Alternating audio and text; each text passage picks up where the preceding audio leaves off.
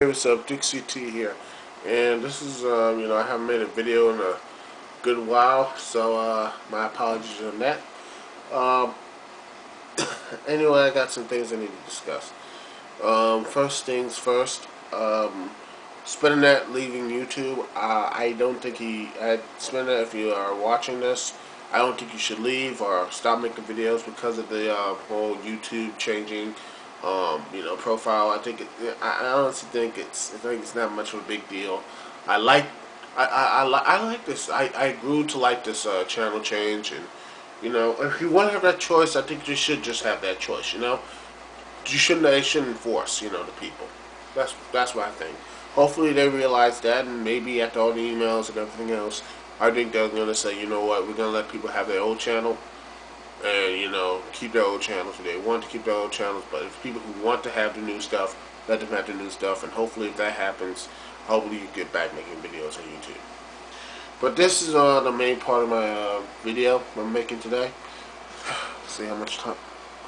I have like 8 minutes, so I'm gonna make them count. Do you think there's a lack of a lack of depth in depth? Yeah, a lack of depth in sorry, I can't pronounce anything. A lack of wrestling depth in in the main event scenes in WWE or TNA or whatever. I don't really think so. People might say they are, but I honestly believe that the reason why there are not as many as clear main event heels or main event wrestlers today is because of bad booking and politics. That's the main reason. Of course, you can say, well, there are some people who are not, ready to be wrestling and not ready to doing that, because there's like people who don't know how to do that, not getting like third-hand information about how to wrestle. And I get that, but I honestly think that that could be part of the case. But let's be honest, I'm gonna say this is BS. I think it's bullshit, because if when they sign you, I think they're gonna send you down to FCW or sign you up to like OVW, or FEW, or ECW to work on your skills. TNA has like Booker's PWA, and Ring of Honor has their training stuff as well. So I don't think,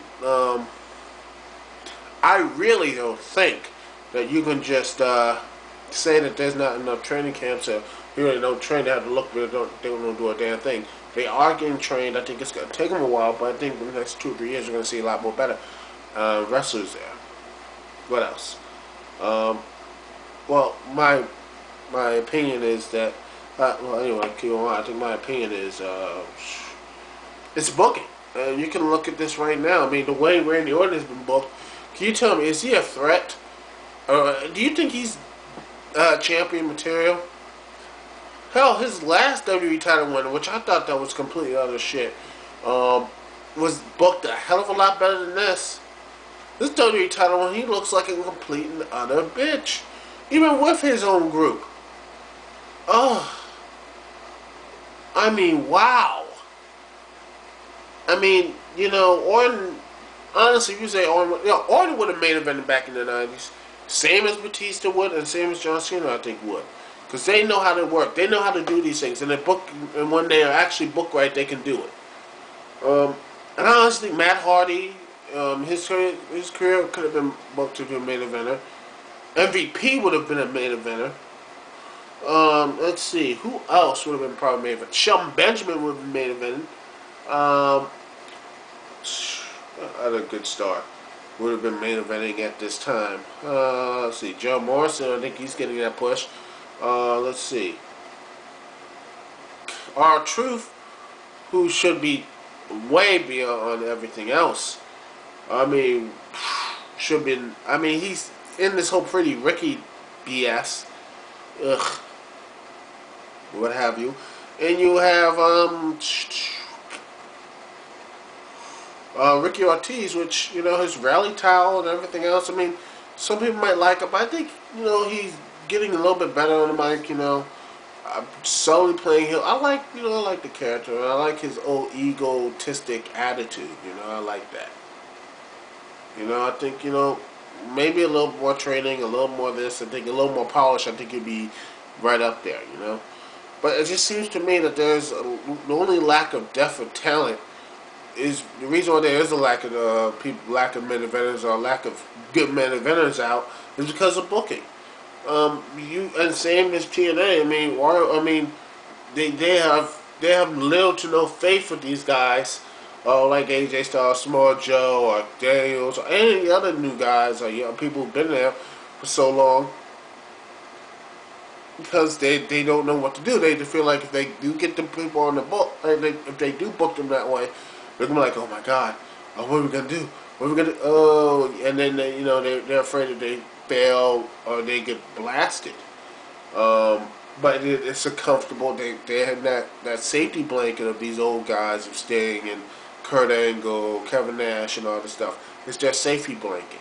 And 5 minutes left. It's a safety blanket for them. And I feel that maybe they should be looking to other ways and be more experimental. Ring of Honor not been doing that. I mean, I haven't been watching HD. I don't have HD net. I have been watching ROH a little bit. ROH. I mean, they have a lot of young stars, and Austin Aries is champ, I think, and I think that's okay. There's not really any old talent. I mean, they're relying on their stars that've been there, but I think they're actually doing well with Tyler Black and stuff. I think maybe